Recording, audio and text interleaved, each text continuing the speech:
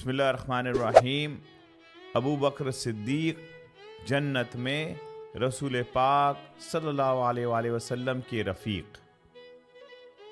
حضرت زبیر بن عوام رضی اللہ عنہ سے روایت ہے کہ حضور علیہ السلام نے فرمایا، اے اللہ، تو نے ابو بکر کو غار میں میرا رفیق بنایا تھا، بس میں اسے جنت میں اپنا رفیق بناتا ہوں۔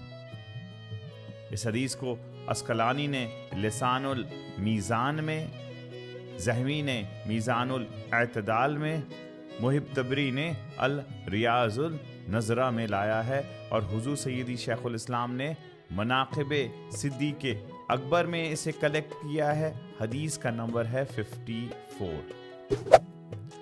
راوی اس حدیث کے حضرت زبیر بن عوام ہیں، جو کہ حضرت ابو بکر صدیق کے گائیڈ لائنز پر آپ کے کنونس کرنے پر اسلام میں داخل ہوئے تھے، اور یہ عشرہ مبشرہ میں بھی شامل ہیں۔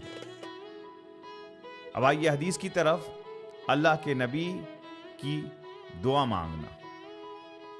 اللہ کا نبی ہمیشہ اللہ کی بارگاہ میں التجا کرتا رہتا ہے، ہمیشہ اللہ کی بارگاہ میں ہاتھ اٹھاتے ہیں۔ ادھر ادھر ہمیں بھی دیکھنے کی ضرورت نہیں ہے، دنیا کی طرف جانے کی ضرورت نہیں ہے۔ دنیا خود محتاج ہے، دنیا والے خود محتاج ہیں، تو پھر ٹائم ویسٹ کرنے کی کیوں ضرورت؟ جدھر بھی ہم دیکھیں گے وہ ساری مخلوق اللہ ہی کی محتاج ہے۔ حضرت موسیٰ علیہ السلام کو اللہ نے حکم دیا کہ اے موسیٰ، چھوٹی چھوٹی چیز بھی ہو، بلکہ حتیٰ کہ اگر جوتے کا تسمہ بھی ہو، وہ بھی اللہ سے مانگو، تاکہ رجحان ہر چیز میں اللہ کی طرف رہے۔ اب رسول پاک صلی اللہ علیہ وسلم نے کیا دعا مانگی؟ ہجرت کی رات ہے، پس منظر مکہ شریف کا ہے کہ قبیلے کے ایک ایک نوجوان شامل ہو گئے ہیں، اور بہت ہی بڑا پراگندہ پروپیگنڈا ہے۔ نعوذ باللہ، آقا علیہ السلام کو قتل کرنے کا منصوبہ بنایا ہوا ہے۔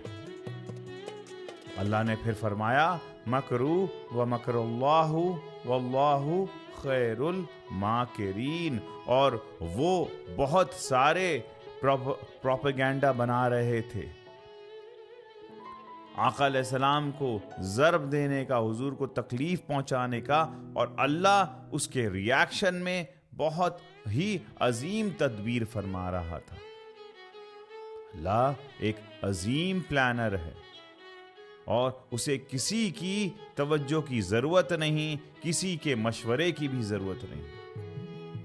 رسول پاک صلی اللہ علیہ وسلم حضرت علی کو اپنے بستر میں چھوڑ کر انہی کے محاصرے کے بیچ میں سے سورہ یاسین پڑھتے ہوئے نکل گئے۔ کسی نے پوچھا کہ یہاں کیا کر رہے ہو تم لوگ صبح صبح؟ وہ کہنے لگے، ہم تو ان کی انتظار میں ہیں محمد کے ساتھ۔ وہ کہنے لگا کہ بھائی، وہ تو کب کے نکل گئے ہیں اور تم یہاں کھڑے ہو۔ پھر رسول پاک صلی اللہ علیہ وسلم وہاں سے حضرت ابو بکر صدیق رضی اللہ عنہ کے گھر گئے۔ پہلے سے ہجرت کی پلاننگ اور پریپریشن ہو چکی تھی۔ اس سے ثابت ہوتا ہے کہ آقا علیہ السلام کی زندگی کتنی پلانڈ زندگی تھی، کتنی آرگنائز زندگی تھی، اور ہم ہر کچھ بس وسیلے پر اور بہت ساری چیزوں پہ چھوڑ دیتے ہیں۔ نہیں، ہم نے بھی عظیم پلاننگ رکھنا ہے اپنی زندگی کے بارے میں اور آخرت کے بارے میں۔ رسول پاک صلی اللہ علیہ وسلم نے کتنے صحابہ کرام کو پہلے ہی مدینہ ہجرت کروا دیا تھا، سواری بھی ریڈی تھی۔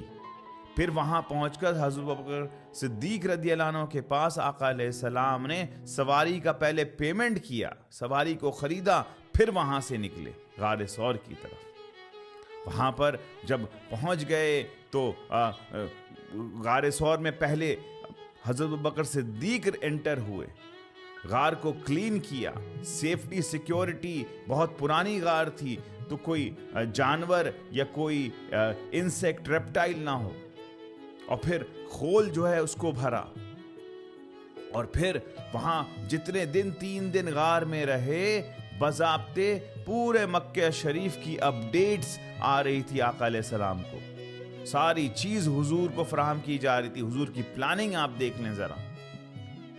اور پھر غار ثور جو ہے وہ اس وقت بڑی اونچائی پر تھا، کھانا پینا بھی پہنچ رہا تھا غار میں، دور آپ سمجھ لیں 1400 سال پہلے، اور آقا علیہ السلام کی پلاننگ اور مینجمنٹ آپ دیکھ لیں۔ اب رسول پاک صلی اللہ علیہ وسلم نے کیا دعا مانگی؟ آپ نے فرمایا، دعا مانگی کہ اللہ تو نے ابو بکر کو غار میں میرا رفیق بنایا تھا، پس میں اسے جنت میں اپنا رفیق بناتا ہوں۔ اور یہ دعا بھی قبول ہو گئی، اور وہ دنیا میں آرام نہیں کر رہے ہیں، حضرت ابو بکر صدیق جنت میں آرام فرما رہے ہیں۔ رسول پاک صلی اللہ علیہ وسلم نے فرمایا کہ میرے گھر اور ممبر کے بیچ کی جگہ جو ہے وہ ریاض الجنہ ہے، جنت کے ٹکڑوں میں سے ایک ٹکڑا ہے۔ بڑا اہم نقطہ ہے یہ۔ آقا علیہ السلام کی زیارت کے لیے جو جاتے ہیں وہ دراصل آپ صلی اللہ علیہ وآلہ وسلم کی زیارت کے لیے نہیں جاتے ہیں، وہ جنت میں جاتے ہیں۔ آپ اندازہ کیجئے کہ دنیا میں جنت کا ٹکڑا لا دیا گیا آقا علیہ السلام کے لیے، رہے بھی جنت میں، آرام بھی جنت میں فرما رہے ہیں، اور ان کی نسبت، آقا علیہ السلام کی نسبت ابو بکر صدیق رضی اللہ عنہ بھی جنت میں آرام فرما رہے ہیں۔ تو لہٰذا جو جنت میں آرام فرما رہے ہیں، جسے اللہ کی پروٹیکشن ہے، اسے کون نقصان پہنچا سکتا ہے؟ اللہ رب العزت کی بارگاہ میں دعا ہے کہ جو ہمارے بھائی بہن حضرت ابوبکر صدیق رضی اللہ عنہ کی ہستی سے نا آشنا ہیں اور صحابیوں کے بیچ افضلیت کے ایک گھناؤنے پروپیگنڈا میں پھنسے ہوئے ہیں، انہیں سمجھ بوجھ عطا فرمائے، آمین بجاہ سید المرسلین۔